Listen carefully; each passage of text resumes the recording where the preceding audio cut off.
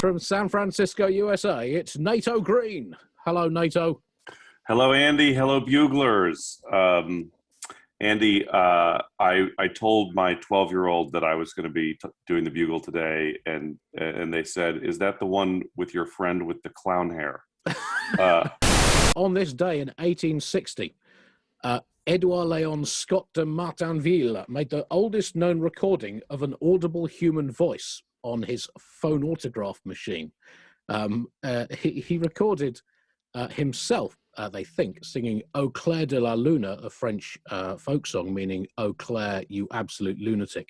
But if you play it backwards, it contains coded warnings for the world about the dangers of militaristic imperialism leading to 2 global conflicts within the next 100 years, and also a prediction that that year's Eurovision Song Contest would be won by Sweden's opera singing sensation Jenny Lind, with a catchy ditty entitled "Ooh Yeah, Touch Me There," written by Hector Berlioz. So the first stone I'd like to talk about, my husband is English, I am Australian, and he told me one of his family members' birthday was on the 1st of August. And I said, "Oh, the horse's birthday." And he looked at me and went, "Pardon?" And I said, "You know, the horse's birthday, 1st of August, the horse's birthday." And there was much of this silence, and I'm looking at Nato and Andy now, and they're really trying to follow, as was my husband. I said, "You get a calendar." I said, on the calendars, they always says the August 1st, horse's birthday. He goes, "I literally have no idea what you're talking about." And he was actually started to be concerned for my safety, understandably so.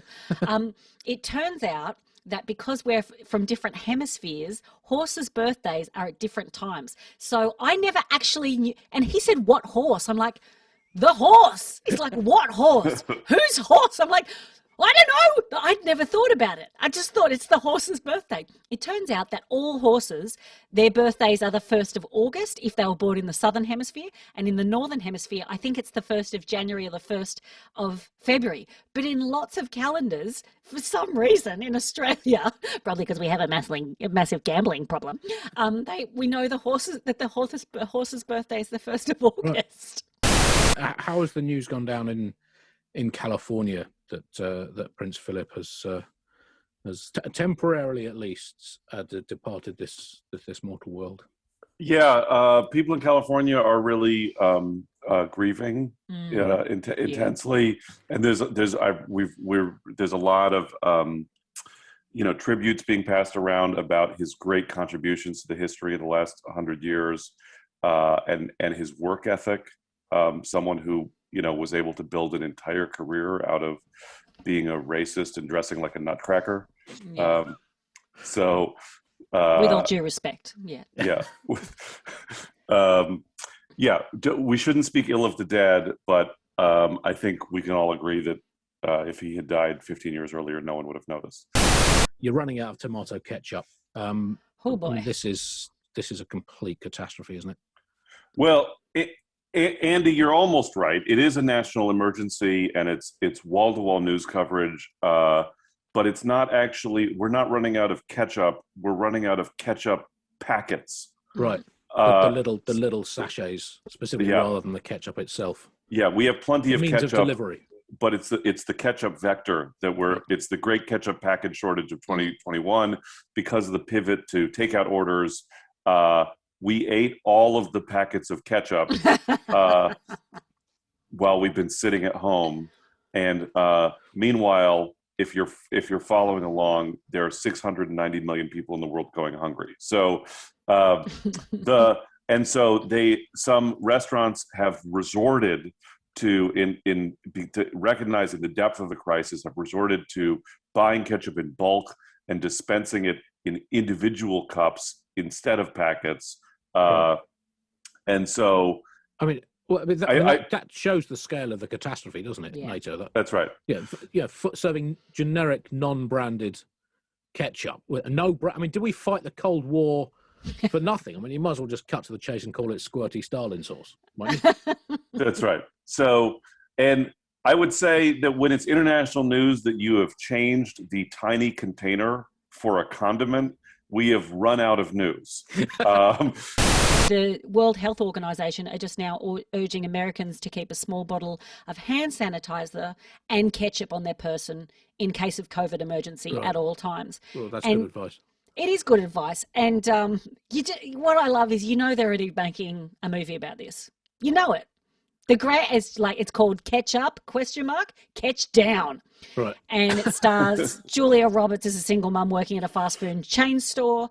And then when Heinz can't keep up with demand, she makes her own recipe and her own sauce. And it has that special ingredient, an Oscar-winning performance. Yeah, Andy. So there is a panic on the right about whether the infrastructure bill is they're calling it a Trojan horse for things that are not infrastructure. So yes. it's provoked a raging debate about what is and is not infrastructure. So former New Jersey Governor Chris Christie said, "Oh, now the care economy is infrastructure. I don't even know what the care economy is." Which is sort of a self-own because no one cares about him. Republican Rep Tom Emmer of Minnesota called the plan to fix bridges and send people to college a radical left socialist agenda. Classic. And, I wish. But I mean, if there hadn't been bridges in St. Petersburg in 1917, Lenin would have just been stuck by a canal, wouldn't he? That's right. Yeah, right. I mean, Lenin actually crept into St. Petersburg by rail. So right. They need bridges for trains. Yeah, so that's true. But notably missing from my perspective from the infrastructure bill is a massive expansion in American guillotine production, which I'm as part of the radical left socialist agenda. But clearly what they mean is that infrastructure, like when they talk about infrastructure, the Republicans are they like the idea of infrastructure, but they're horny for cars is the technical term. They want stuff that, like, the infrastructure means man stuff. They want burly men all greased up, with tight shirts on and hard hats, moving rebar around and welding. Is there a video of this that I can watch? Or yes, they want infrastructure to slip into something more comfortable.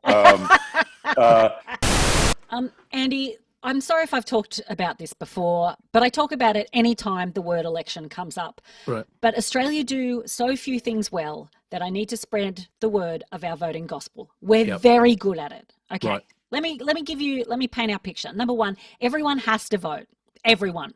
If you're well read on politics, you have to vote. If you're a stone cold idiot, you have to vote. That means anyone can then talk about politics because they have voted. They have contributed. Number two, it's on a motherfucking Saturday. Yeah? Every year, every election, it's on a Saturday. 64% of Australians work weekdays, 82% of Americans, and I couldn't find the exact figure for the UK. It's somewhere, because mum's tired, but it's somewhere between 60 and 80% of British people. So even if you didn't make it compulsory, 70% of your population could vote in person. Number three, it's at schools, churches, public halls. If you're blind or low vision, you can vote by telephone. We've got mobile voting facilities that are set up in rural areas, hospitals and nursing homes, which actually seems pretty cruel to deny them a day out, but we won't go into that. You can send in a postal vote from the day they announce the election. If you can't make the day, you can send it from overseas. You can't not vote. They don't give you a physical option. It is harder to eat breakfast than it is to vote in an Australian election. Now, number four, this is the most important thing. We have sausage sizzles at nearly every polling station. What's a sausage sizzle? It's the food truck of your motherfucking dreams. That's what it is. A sausage sizzle is a fundraising event whereby a mobile barbecue is set up by a local dad who volunteers at the local fire brigade and probably has a drinking problem. But he loves to raise money for the kids, for the Country Women's Association, for his own beloved fire brigade, who are ironically and desperately underfunded by the government, who the punters are voting for. But now what he is selling is a very low-cost cooked sausage, which is placed on a single piece of buttered white bread, covered in fried onion and probably tomato sauce. We have plenty of it in Australia still, no shortage there. Then you fold up the piece of bread into a triangle and it's served on a thin, absorbent, useless paper napkin. We then have cake stalls. We sell $2 soft drinks, or pop, as you call it in the UK, or soda, as you call it in America. Sometimes they even have a terrible local duo playing covers of the Rembrandts. You know, it's a pleasure to line up. You hope the line doesn't move too quickly so you can get another sausage sizzle when the fresh batch of sausages come through, not the ones that have been sitting there for an hour and a half. I mean, he's cracking down on ghost guns, which are guns assembled from kits that can't be traced because each individual component isn't technically part of a gun. This is presumably exactly what the founding fathers were trying to protect when they drafted the Second Amendment. It wasn't just about having your well-regulated militias. It was also the right to construct a lethal implement from various bits and bobs lying around your house. Yeah, and it's and they're ghosts, so they're magic. It's ooh, and then you shoot someone. That's how it works. Yeah, this new initiative would get in the way of our national murder-suicide pact that we have with ourselves. Gun violence in America is so weird. I feel like it's the peak of white privilege. Like if you spend any amount of time in the third world where they have a lot of violence and then you try to explain mass shootings, it's completely confounding to them. Like they're like, oh yeah, of course, sure, you need guns to defend your village from marauding Janjaweed militias and kidnappers. Oh no, that's not what you use them for? Oh, well then of course you need guns because you're starving and you need to steal food. Oh no? So what do you need the guns for? I'm sorry, what? Come again? You need guns because you're mad the vice president of the United States is a Jamaican Indian lady who's good at the electric slide? Like, clearly you have too much food. Sports news now, and Felicity, you are the Bugle's wedgie aggravated sporting injuries correspondent. It's been a busy time for you this week, I know. Yeah, and a tough day for journalism. There was a football game in Australia, the NRL, the National Rugby League, and the fullback, Dylan Walker, got tackled and was given what one of the commentators called an atomic wedgie. Then what happened is Dylan went to reach for what they thought was just pulling his pants back up, but then looked like he was in extreme pain. Effectively what happened, it looked like a guy got tackled so badly by a wedgie that he then had to go off the pitch or the field. What actually happened, two things. One, he pulled a hammy. His hamstring went, and that's why. But also, really upset that this has been called a wedgie by the commentators and by the journalists. His pants got pulled down. That's a dacking. That's not a wedgie. A wedgie goes up. Everyone knows a wedgie goes up. What injury are you going to cause by pulling his pants down? You're not going to like go, oh, I've pulled my embarrassment muscle. Oh no, I've strained my dignity. It doesn't physically hurt to pull your pants down. Pull your pants up, we all know, goes right up the crack. Right up the crack, and it hurts. It can smart.